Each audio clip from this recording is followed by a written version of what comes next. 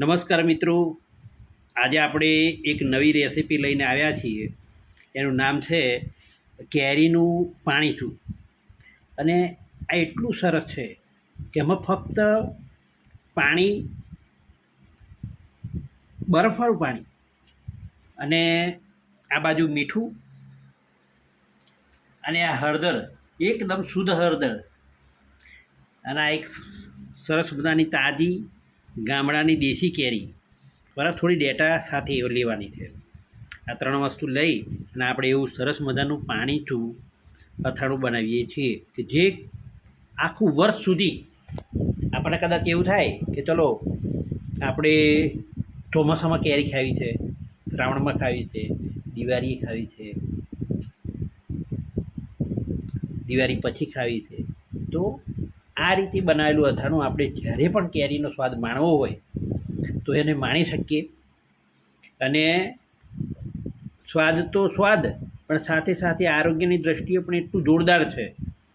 તો મિત્રો, ચોમાસાની અંદર બંધ કોષનો તાવ આવે છે, જેથી કરીને એ તાવ શરીરના પાચનતંત્ર નબળું પડવાના કારણે જે તાવ આવે છે એ તાવને જો મટાડવો હોય ને તો આ કેરી ફક્ત એની એક ચીરી જો ખાવામાં આવે ને ખરેખર આપણને એ તાવ તરત જતો રહે છે. સાથે સાથે ઉદરને મજબૂત બનાવે છે, પાચન શક્તિ તેજ કરે છે. મિત્રો, ચાલો આપણે આ અથાણું કઈ રીતે બને છે એ જોઈશું. અને સાથે સાથે તમારે પણ આવું સરસ મજાનું મફત જો કે કોઈ પણ વ્યક્તિ બનાવી શકે. થોડું ધ્યાન રાખવાનું છે. પ્રથમ તો કેરી લેવાની અને કેરીને પાણીથી સરસ મજાની ધોઈ અને સાફ કરી અને મૂકેલી છે તમારી સમક્ષ. હવે આપણે જોઈશું. તો ભાઈ શ્રી ઇન્દ્રજીતસિંહ અહીં આવશે. ઇન્દ્રજીતસિંહ, તમે મસાલો એડ કરજો. ઇન્દ્રજીતસિંહ મસાલો એડ કરશે. હવે પ્રથમ તો આ મીઠું લેવાનું છે, પણ મીઠું કેવું છે? દરિયાનું ગાંગડાવાળું મીઠું. જૂના સમયની અંદર આપણી માતાઓ જે મીઠું વાપરતા હતા, એકદમ શુદ્ધ. મિક્સ કરો. ઇન્દ્રજીતસિંહ આ બેઠા, બરાબર.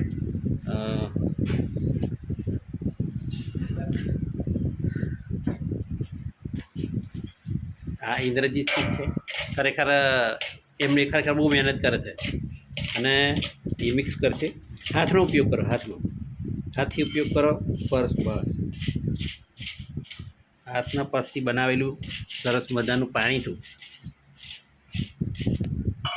અને બીજા એક મિત્ર છે,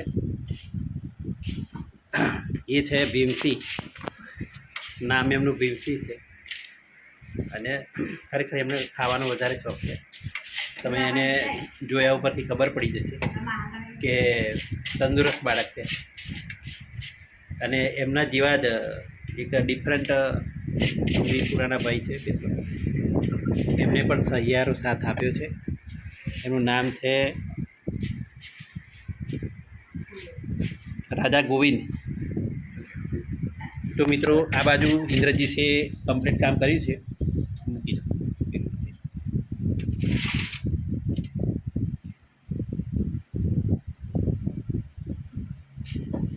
મિક્સ થઈ ગયું છે.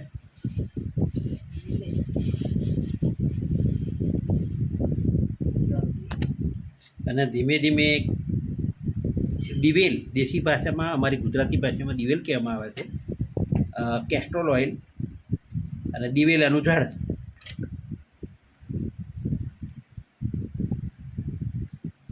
એ પણ આરોગ્યની દૃષ્ટિએ બહુ સરસ હોય છે. એને શરીરના ઉદરના ભાગની અંદર જો કોઈ શરીરને સાફ કરવાની પ્રક્રિયા કરાવતું હોય તો એક આ દિવેલ છે. પહેલાંના માતાઓ, દાદીઓ બાળકોને અઠવાડિયાની અંદર 2 વખત દિવેલ પાતા. જો આ દિવેલ છે, દિવેલ પડી રહ્યું છે. ધીમે ધીમે બાળકો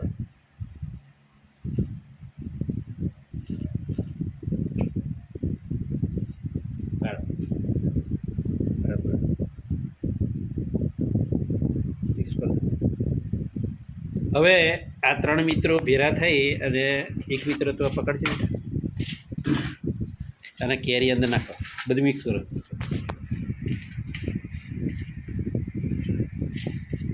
બધાએ પોતાનો હાથ આયોડીનથી સાફ કરેલો છે સરસ મજાનો. ચોકસાઈનું બહુ ધ્યાન રાખવું જોઈએ, કારણ કે બેક્ટેરિયલ કોઈ પણ પ્રક્રિયા નહીં થાય તો કેરી વર્ષ દરમિયાન બગડવાની સંભાવના વધી જાય છે. જેમ બને તેમ ચોકસાઈ અને પોતાના પર સ્વચ્છ હોવું જોઈએ. ધીમે ધીમે પાડો અને મિક્સ કરો.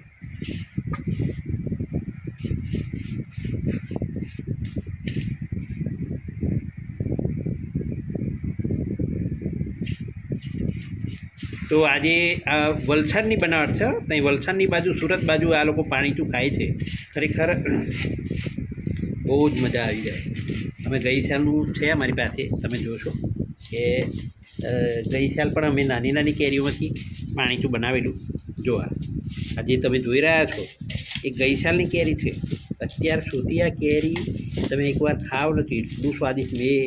કાલે મહેમાન આવ્યા એમને મેં આ કેરીનું એક ચીરી આપી તો એમને કહ્યું કહો આટલું સરસ મજાનું, અને એમને પણ મને કહ્યું મને પણ શીખવાડો. એટલું આજે આ વિડીયો બનાવવા બેસી ગયો છું. અને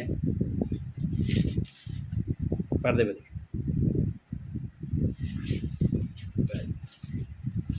તો મિત્રો જો આ કેરી છે, હવે પછી એને ગ્રહણ કરીશું.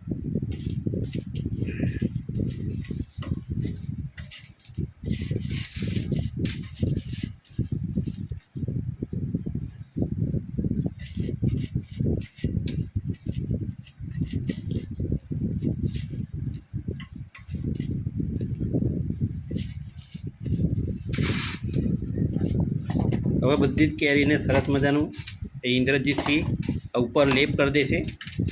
અને સાથે અહીં બેઠેલા રૂપાજી ઠુકાજી પણ છે, એ પણ મદદ કરશે એમને.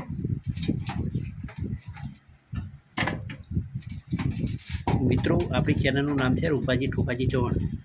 ખાસ તમારા મિત્રોને સબસ્ક્રાઈબ કરજો અને આરોગ્ય વિશે પોતાના શરીરને તંદુરસ્ત કઈ રીતે રાખવું એના વિશે સરસ મજાની ટિપ્સ એટલે રેસીપી હું તમારી સાથે અને તમારી માટે વારંવાર લઈને આવીશ.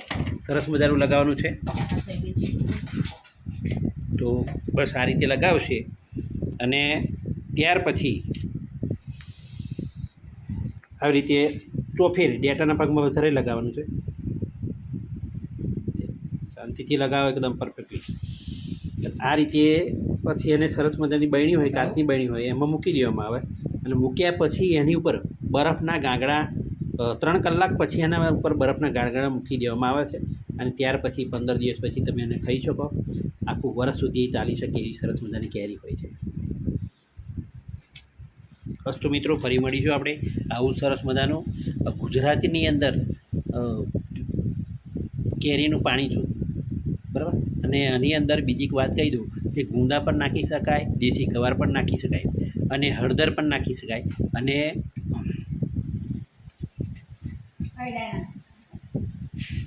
આ બધી જ વસ્તુ નાખી અને બીલા પણ નાખી શકાય, જો યાદ કરતો હતો. અને આ રીતે સરસ મજાનું અસ્તુ ફરી મળીશું. Bye bye. સબસ્ક્રાઈબ કરી લેજો, કારણ કે